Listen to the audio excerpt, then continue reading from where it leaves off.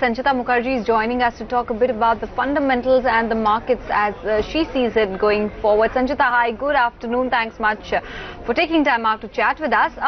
Just want to understand in the kind of larger picture and the larger scheme of things, there's been a lot of uncertainty, a lot of volatility, a lot of sell-off that we've witnessed in the western part of the world, in the developed markets, which have clearly had a very negative rub-off effect on Dalal Street as well.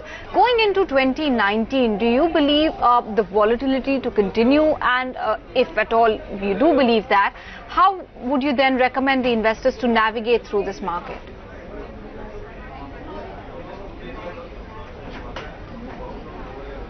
Yes, I would definitely think volatility would continue going into 2019.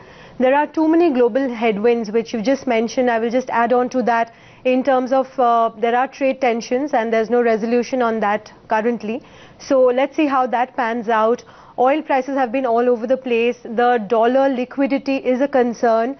The monetary policy tightening by US. Everybody is now on a wait and watch mode where the Fed would increase another hike right now.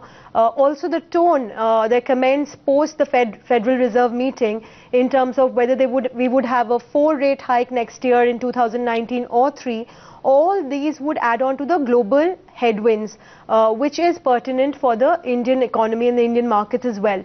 Having said that, we also getting into an election year. There will be a lot of noise run up to the elections, April 2019.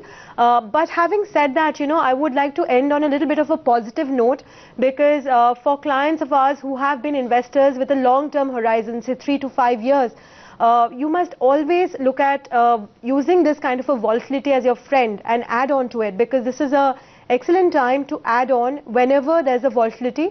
Elections are a binary event. The structural reforms that have happened, which the government has pushed for in the last 5 years, that will go a long way in terms of processes for the next 10-15 years, right? With the RERA, the IBC, the NCLT functioning, GST. So these would actually augur very well. You can see that the earnings momentum has already started kicking in, which reflects a broader macroeconomic growth.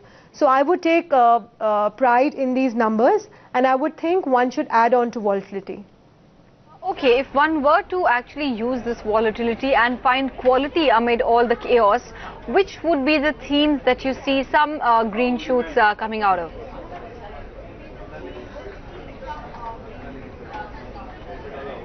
Sure.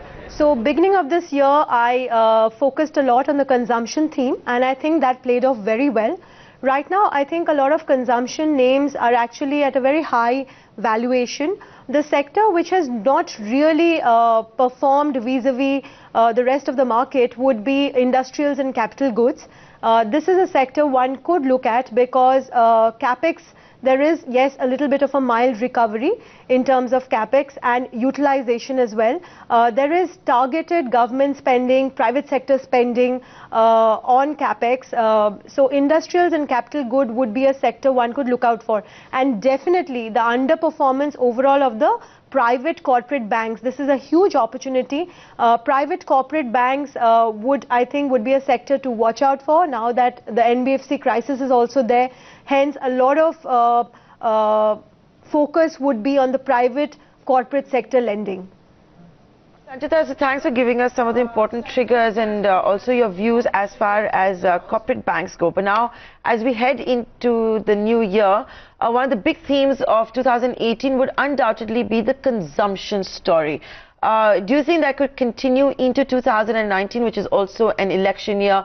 Typically, you do see political parties applying money into the system, and therefore would consumption be once again a good story?